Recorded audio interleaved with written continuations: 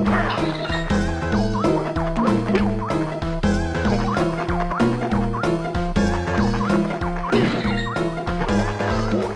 there, welcome to MojoPlays. My name is Jeffrey. In today's video, I'll be counting down the 10 hardest, most challenging Nintendo DS games that will really test your dual-screen handheld gaming skills. The games on this rundown cover a variety of genres, with each one having something specific in common. You might have guessed it from the title of this video, they are super duper hard. So let's check them out.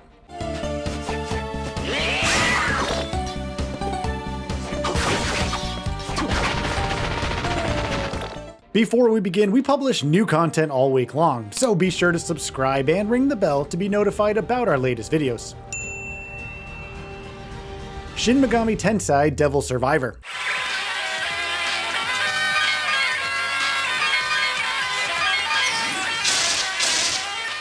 If you happen to be looking for a tactical RPG that infuses horror, demons, and the occult into its story and gameplay, then look no further than Shin Megami Tensei Devil Survivor.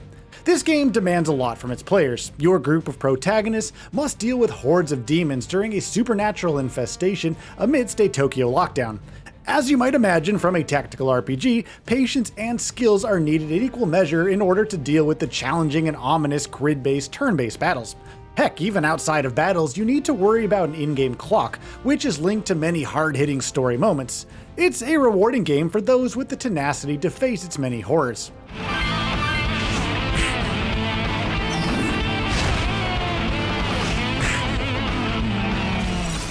Advance Wars Dual Strike.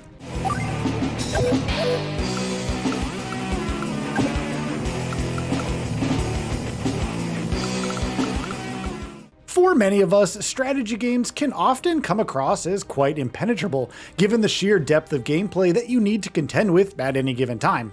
While Advance Wars Dual Strike might have a cartoony facade, its story is often harrowing, and its strategic turn-based gameplay can be downright brutal at times.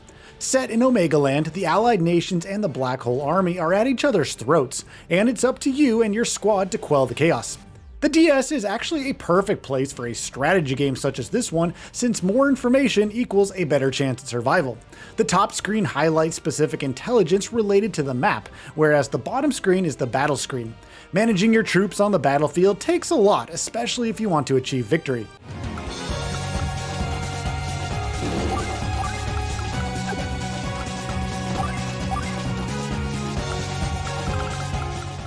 Trauma Center Under the Knife.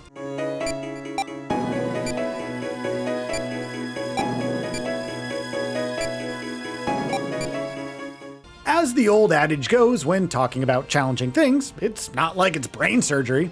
Well, in the case of Trauma Center Under the Knife, it basically is, since you will be up to your ears in surgical cases, all while utilizing the DS's touchscreen and stylus. Part anime, part simulation, Under the Knife might as well require a full-on medical degree to get through its beefy campaign. In this game, a man-made disease known as guilt is being spread about the land, but you and your medical comrades can help put a stop to it with, as you might have guessed it, oodles upon oodles of surgery cases. If you thought the board game Operation was stressful, then good luck with Trauma Center Under the Knife. It's a real doozy.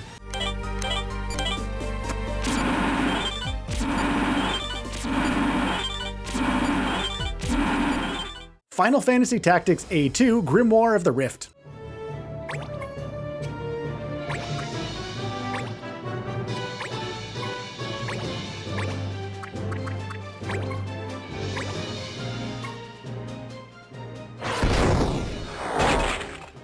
Thrust back into the world of Ivalice via a magical book, Luso Clemens must claw and fight his way back home amidst all manner of battles and monstrosities.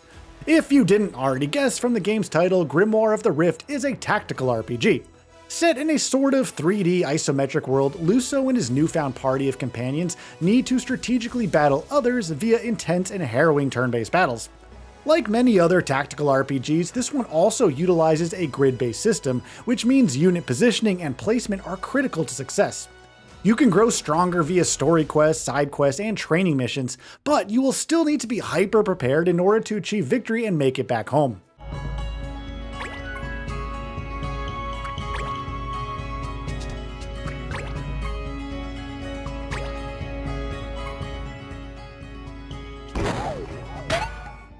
Mega Man ZX.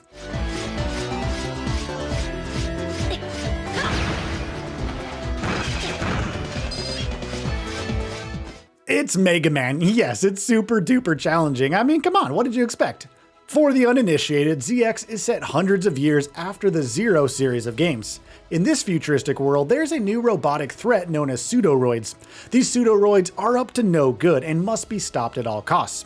Your male or female protagonist, either Vent or Ale respectively, must join up with other guardians to quell the nefarious deeds of the pseudoroids and their makers.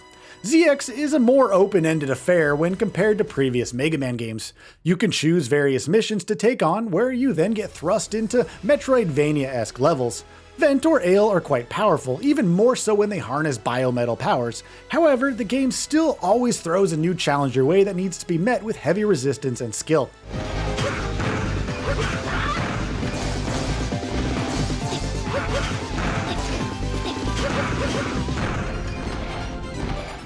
Dementium the Ward.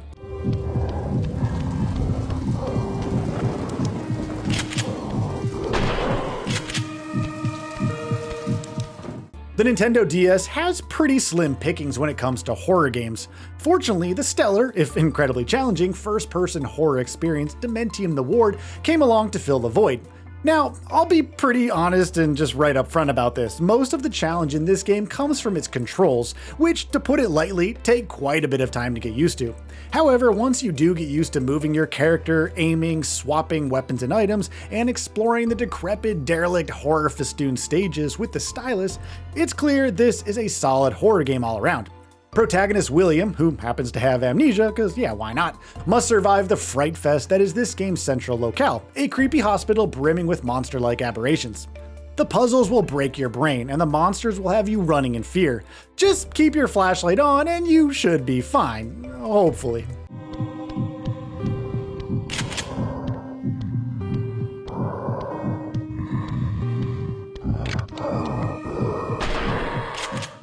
Etrian Odyssey.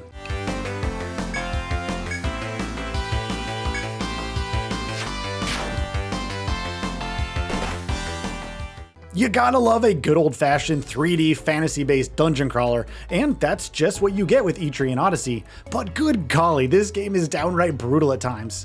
Now, it may not look like it based on its quirky, sort of cartoony art style, but don't let that veneer fool you.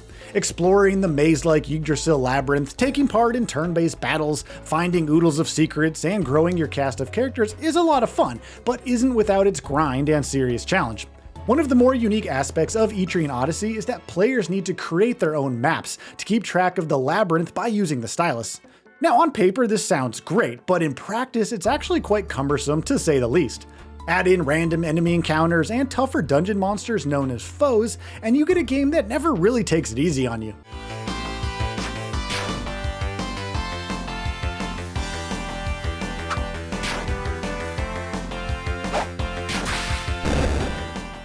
Contra 4.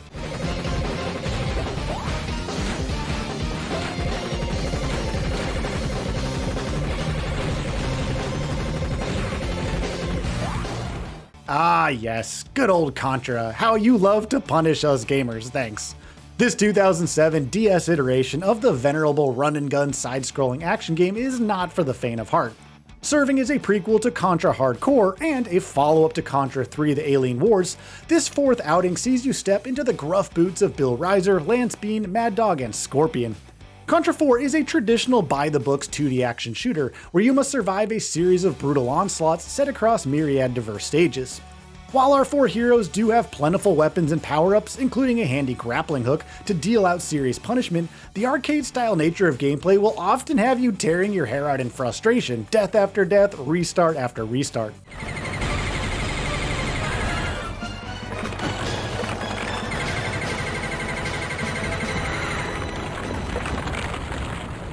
Castlevania Dawn of Sorrow.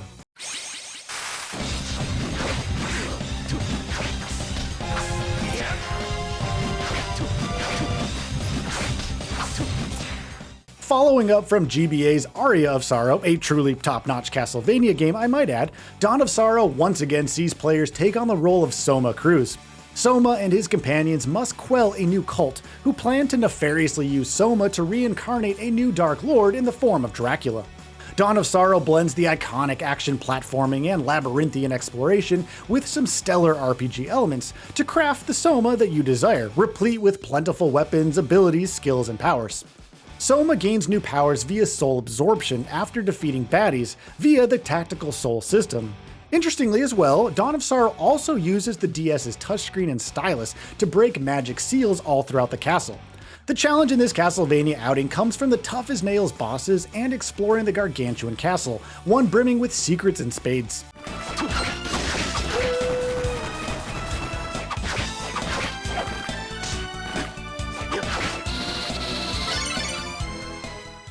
Donkey Kong Jungle Climber.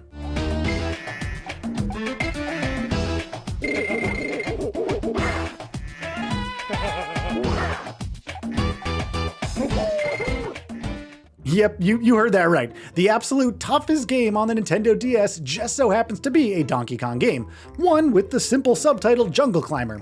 So why the heck is this DK game just so tough? Well, it mostly comes down to trying to control DK and Diddy via the L and R buttons respectively.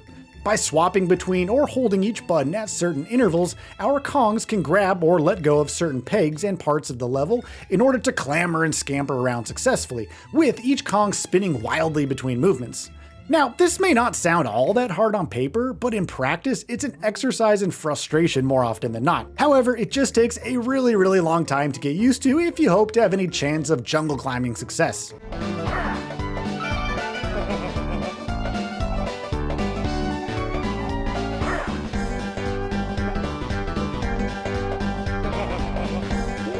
So, do you agree with our picks for this list? There are plentiful tough-as-nails Nintendo DS games out there. Which ones have you found to be the most challenging? Be sure to let us know in the comments. We'd love to hear from you.